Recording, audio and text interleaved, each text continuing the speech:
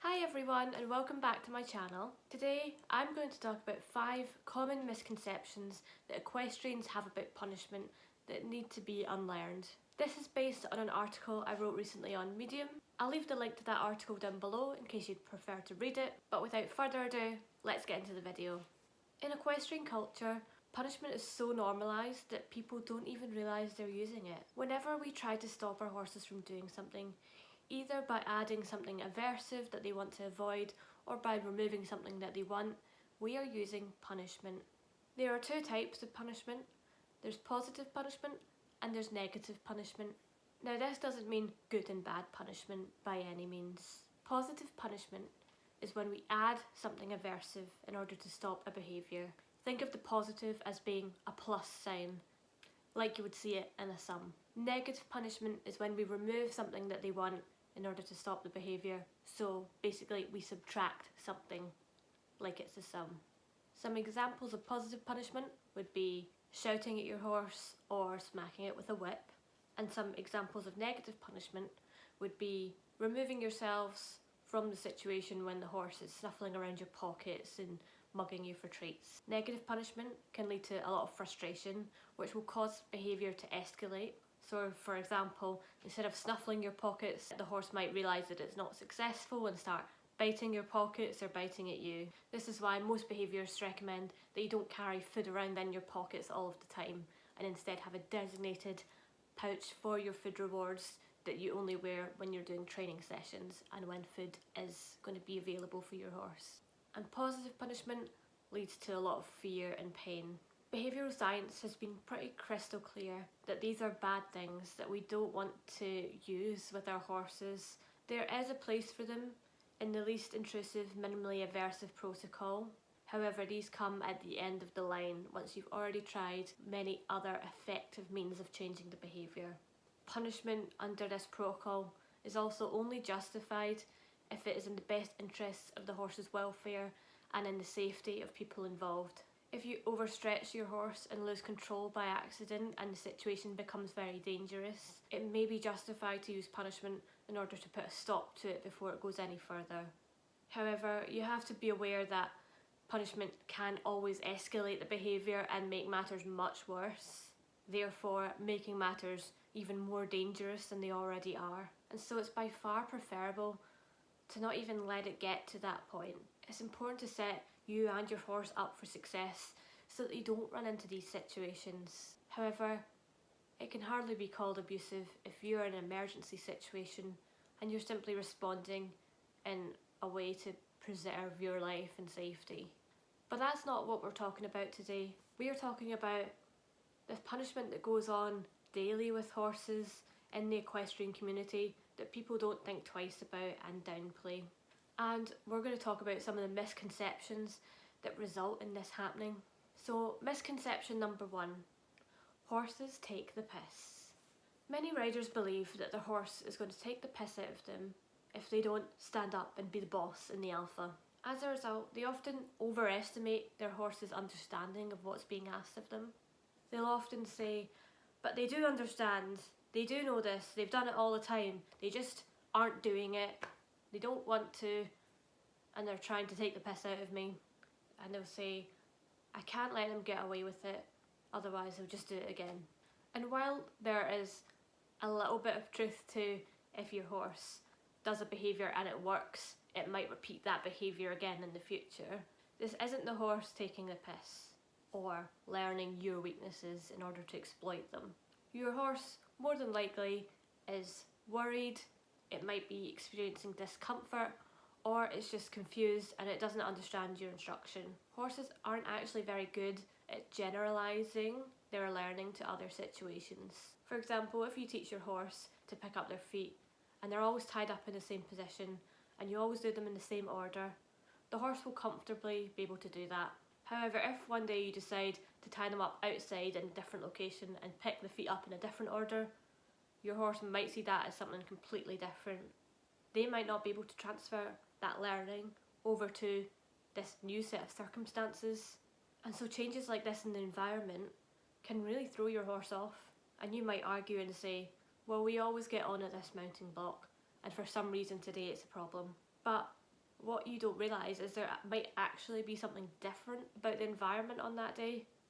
There might be a smell that you can't smell, or something in the horse's line of sight that you can't see that is causing a bit of worry.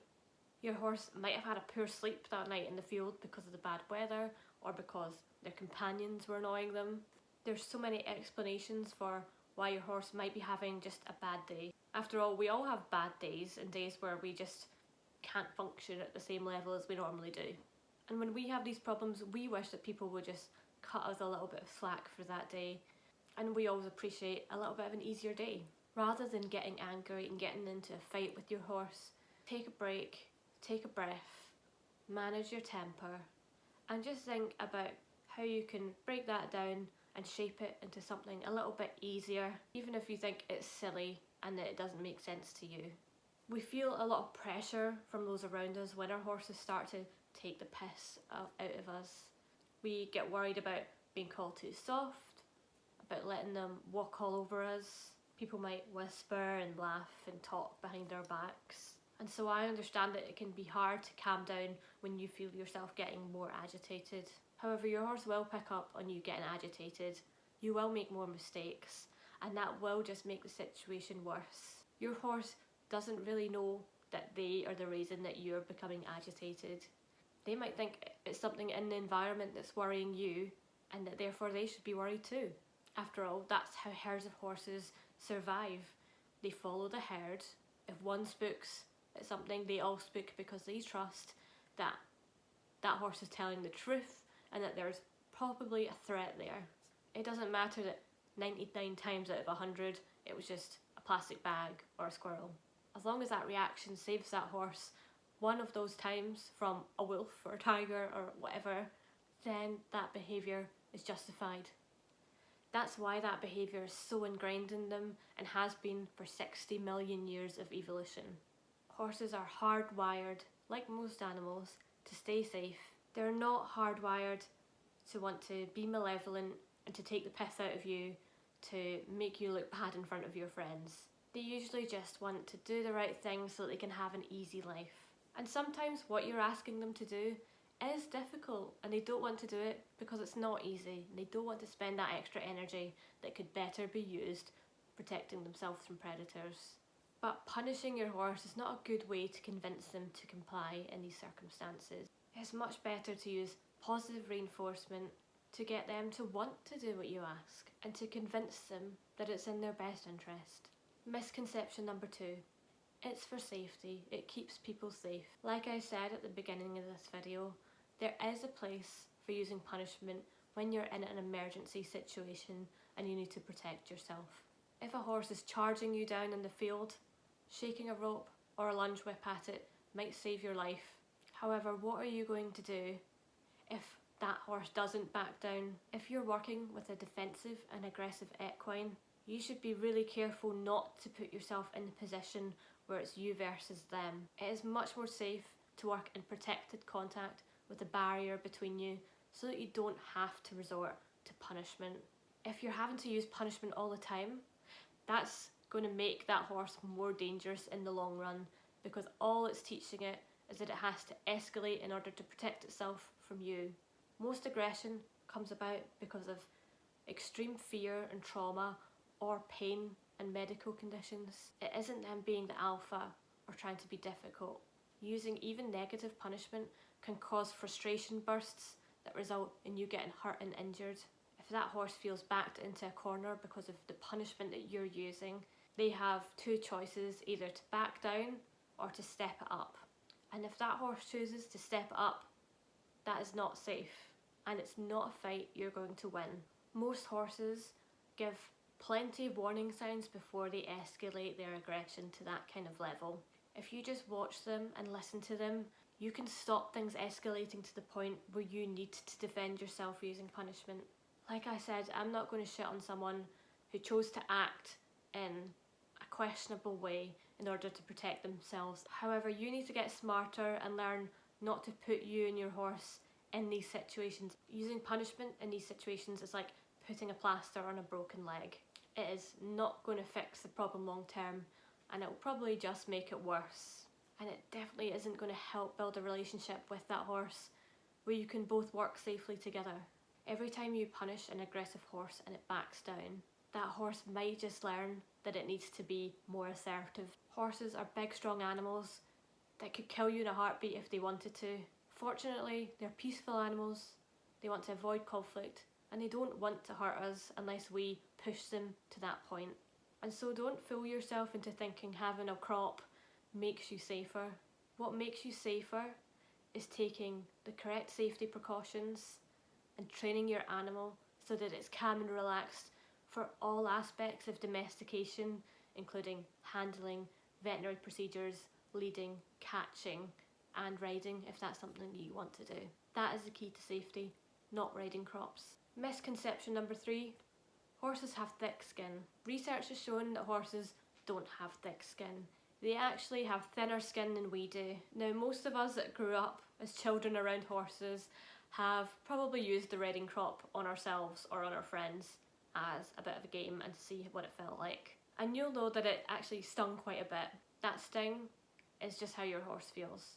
And remember, you're wearing clothes and jodhpurs when you're smacking it on your leg, and the horse doesn't have any of that. It might have some fluff, it might not if it's been clipped or if it's summertime. Horses are so sensitive, particularly in their face. They can feel a fly land on them and pinpoint the exact location to target it with a little shiver or with a flick of the tail.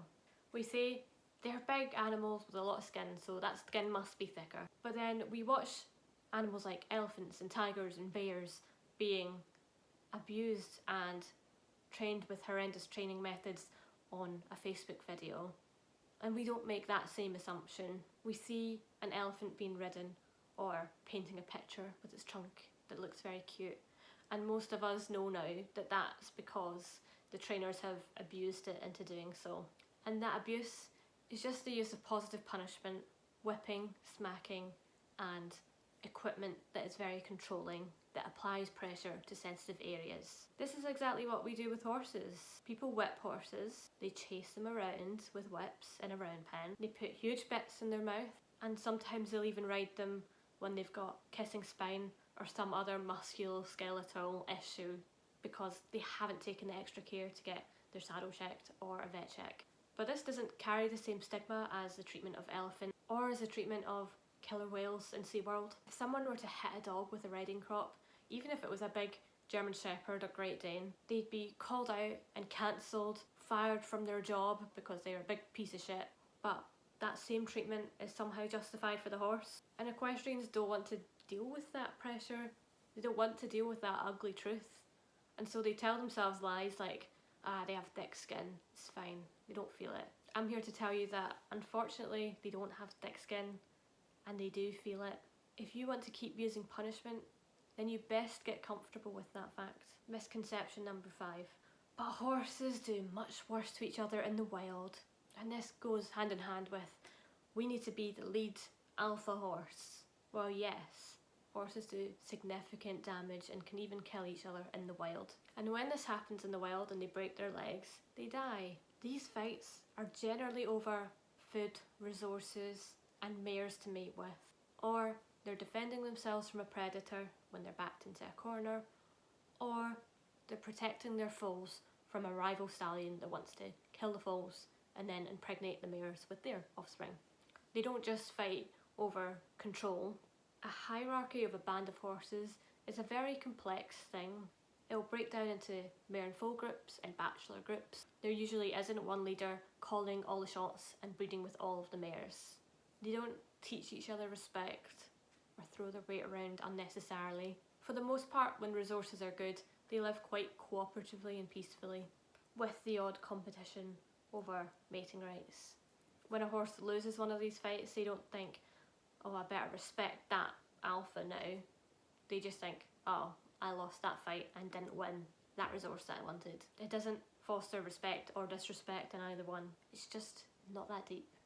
Or at least there's no evidence that it is. There is evidence that horses don't actually see us as another horse or as part of their social group at all.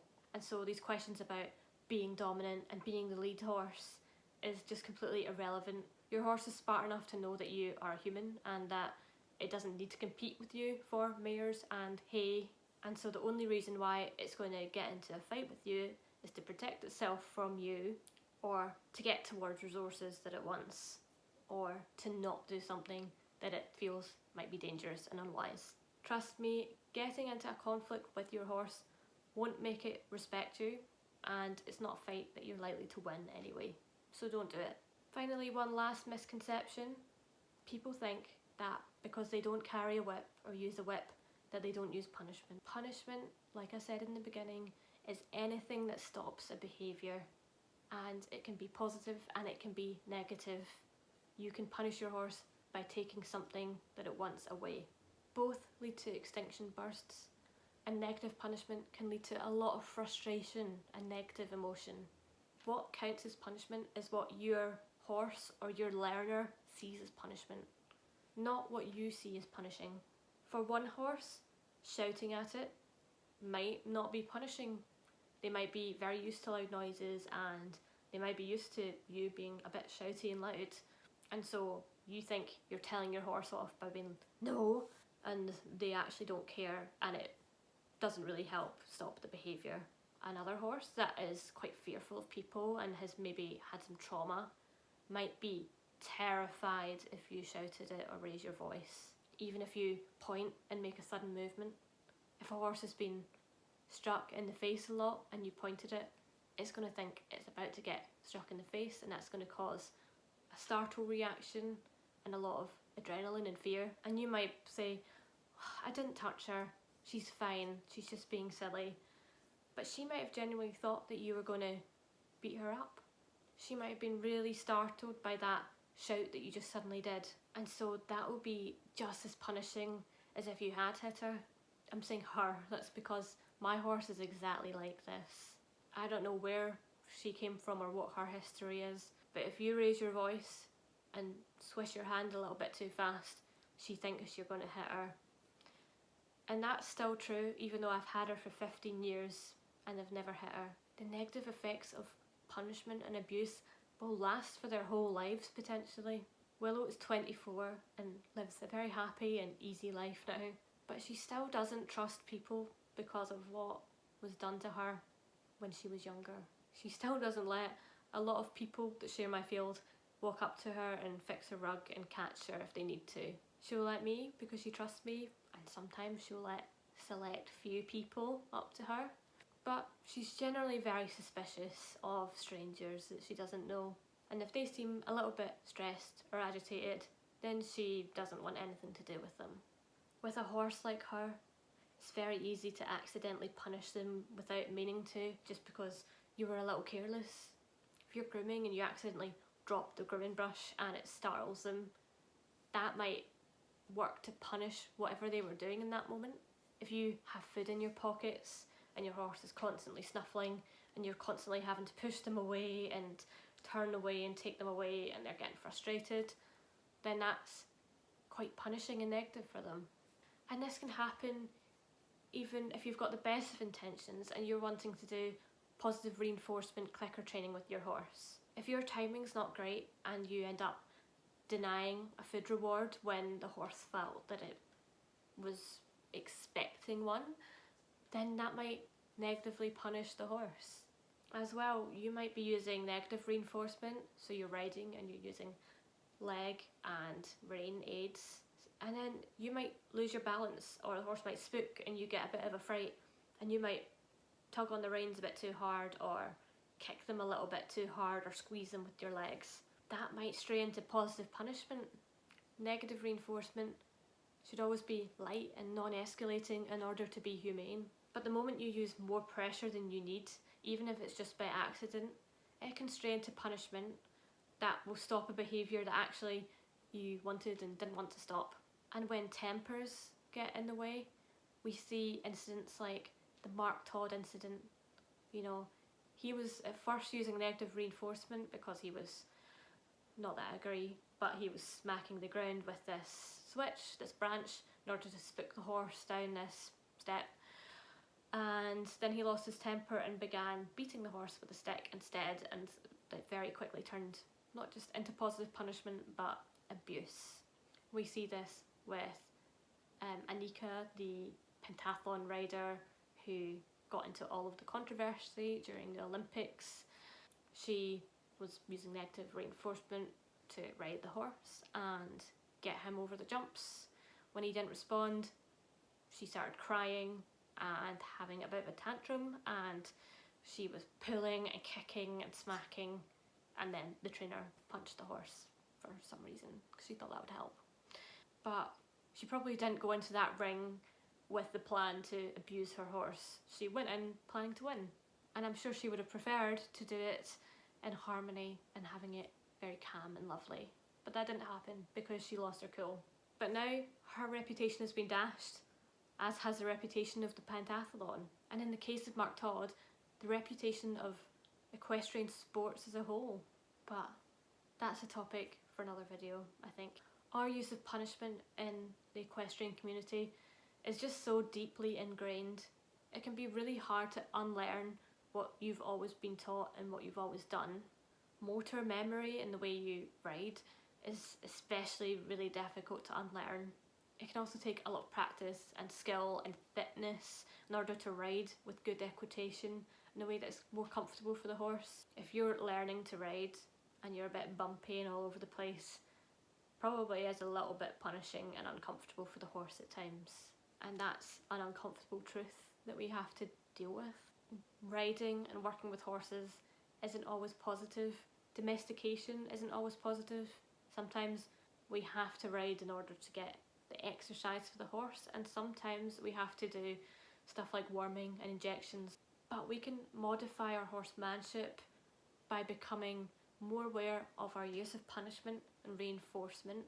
We can unlearn some of these misconceptions, and we can improve our horsemanship so that our horses are more happy and fulfilled and comfortable in their lives with us. We don't live in a fairy tale world by any means for horses, but it could be so much better if we could just be willing to look at ourselves, critique what we do and what we've always done, and be brave enough to say, that's wrong and I need to do better. And then to put the work in to change so that our horses don't need to deal with our clumsy shit. We need to put our ego and our pride aside and say, we can do better. So if that's you and you're here because you want to do better and you want to learn, please subscribe to this channel. I'll be posting more regular videos, and I'll be talking about topics such as these. If you have any questions, leave them in comments of this video. As well, if you have any suggestions for future content, please let me know. If you live in the southwest and you have a horse with a behaviour issue and you would like some expert help, please give me an email at info@cmequine.co.uk. I'm very proud of everyone on this journey with me who is dedicated to improving their horsemanship and learning. So thank you for watching, and I'll see you in the next video. Bye!